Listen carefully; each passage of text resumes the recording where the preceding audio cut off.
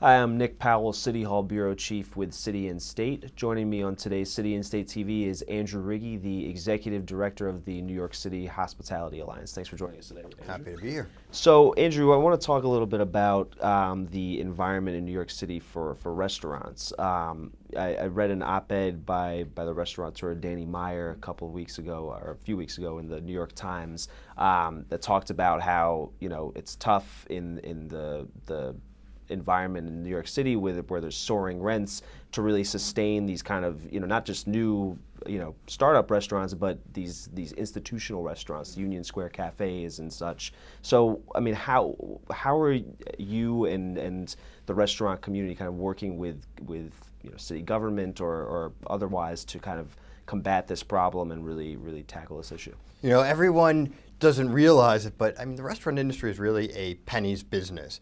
Even the most successful restaurateurs, we're not talking about big corporations. They're really mom and pops that happen to be really popular. In New York City, I think arguably it really is the restaurant capital of the world. So people want to operate restaurants here. There's a lot of press, there's a lot of celebrity around the industry. There's also money for investment. People like to invest. They want to own a point or two in a restaurant, et cetera. So there's definitely an environment that encourages people to open up restaurants. But because it is a penny business and it's difficult, nights, weekends, holidays, the lifestyle is a real grind. And there's no doubt a large portion of your gross operating budget is often going to real estate. So you really have to do the numbers. You need to be able to turn seats. You need to be able to turn those tables. You need to be busy most nights of the week, or you're not going to be successful. But what we've seen, really, restaurateurs historically have gone to new neighborhoods and really turned them into very popular areas. So, Union Square.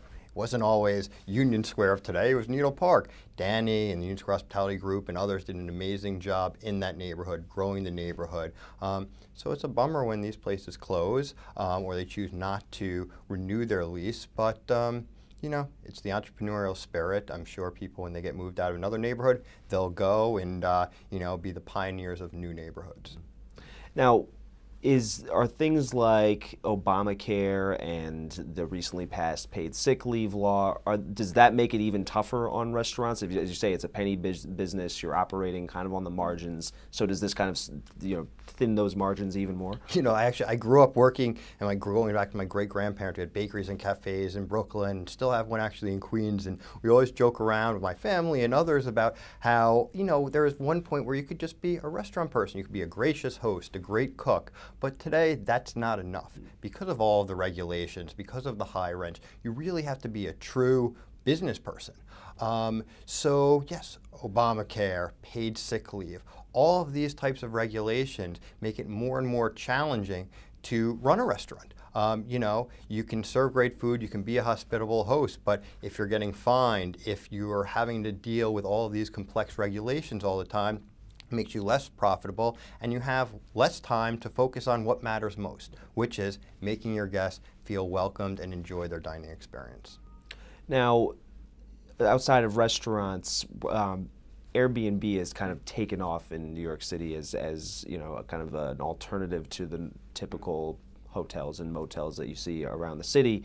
How has that affected the tourism industry in general? Do you see it as a good thing that they're kind of inserting themselves in the market, or are they kind of, is their model not necessarily what you're looking for in terms of attracting tourists? The Hospitality Alliance hasn't been directly involved in this issue. I know that there's a lot of people on all different sides, some in the middle, that all have really passionate views. The reality is New York City has millions and millions of tourists every year. They love to dine out. So the more people that are in New York City, in reason, is good for the restaurant and the hospitality industry. How this will all play out is more, I think, of a hotel issue versus an Airbnb issue, and then also a regulatory issue. Wherever people stay, we'll stay out of that, but we just want to make sure people go out, they dine, they enjoy our restaurants. Now, talking about, again, still with the hotel industry and then kind of tourism, New York City has attracted, I believe, 52 million tourists in last year, which is obviously an enormous number. I believe Mayor de Blasio said he wants to, even expand on that. But, is there a certain point of like, is there a threshold where, there's too many tourists where like we don't even have the capacity to I guess host as many tourists as we like, or it becomes a problem of where typical New Yorkers can't walk around without bumping into somebody taking a picture. But I'd be curious to get your take on it. Yeah, you're going to have the ups and downs. Obviously, in high foot traffic, high tourist areas, it's going to be a challenge to get a reservation. Right. Like it's a challenge to get a reservation at a lot of popular restaurants. But I think it also presents an opportunity. We were talking about high real estate costs, et cetera.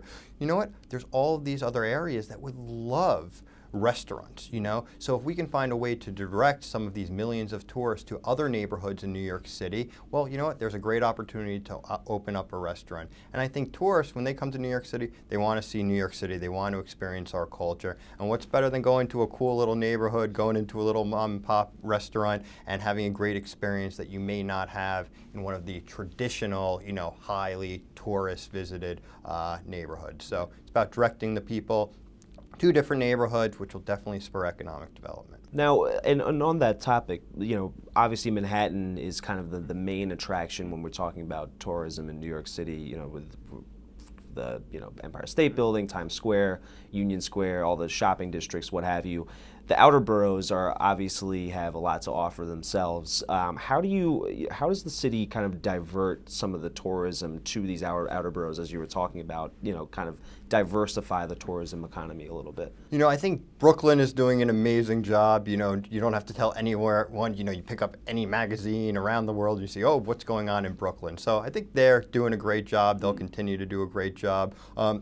But you really see some of the other boroughs really, pushing it. I was just actually in the Bronx the other day. It had a great little Greek restaurant. It's been there, you go in, it looked like it was the father and the son, and people came in and they knew their customer. So it was very cool, old school New York vibe that, a lot of people think is slowly disappearing. I know the Bronx Borough President, we've worked on some initiatives. He's really promoting what's going on in the Bronx and the restaurant industry. So I think it's, government working with organizations like the New York City Hospitality Alliance to say, how can we kind of come together and think of creative solutions to drive this traffic to the Bronx, to Queens, to Staten Island, to Brooklyn, and kind of let everyone know that we are 5 boroughs. And from an organizational standpoint, we formed the New York City Hospitality Alliance because we're a 5-borough organization. We're New York City, and there's great restaurants everywhere. And everywhere you go, you'll get a true New York experience, but you'll also get an individual borough experience, and even a block-by-block experience. Sure. So.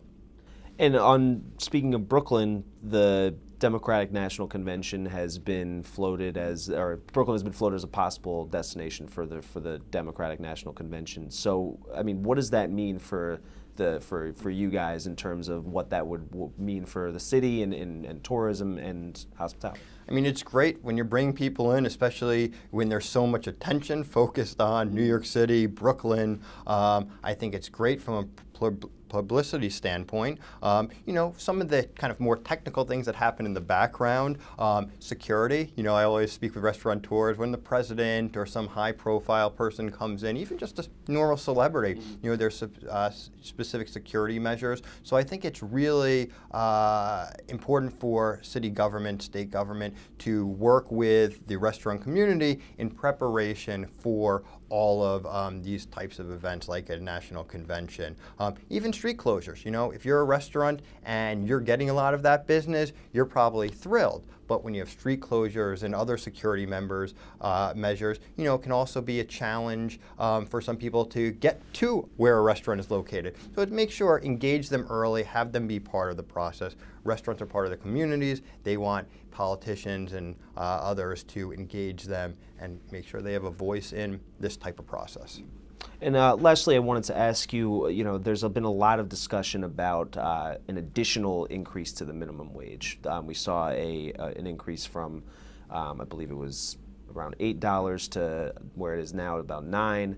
And then I guess, according to a bill that's on the table, it could go as high, it would allow New York City to raise it as high as $13. What would that mean for the tourism industry in New York City? Again, restaurant industry is a penny business. Our small business owners, they are really struggling too. So they understand New York City is an expensive place to live. They understand all the challenges, but restaurants aren't making a lot of money. Many of them are losing money every single day. So to continue to raise the minimum wage, raise this, create another government mandate that's going to cost time, money, create administrative burdens is a real challenge. Per the minimum wage, the Hospitality Alliance did not oppose the last increase in the minimum wage. Our focus has really been the tip wage. Tipped employees working in New York City often are making $20, $30, $40, $50, $60, an hour when you calculate their tips to their sub minimum wage.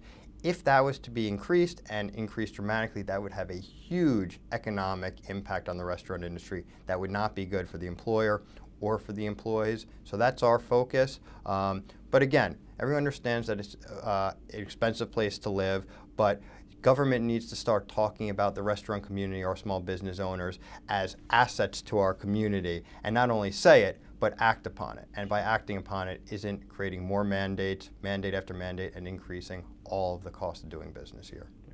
Andrew Rigie with the New York City Hospitality Alliance. Thanks for joining us today. Thank you.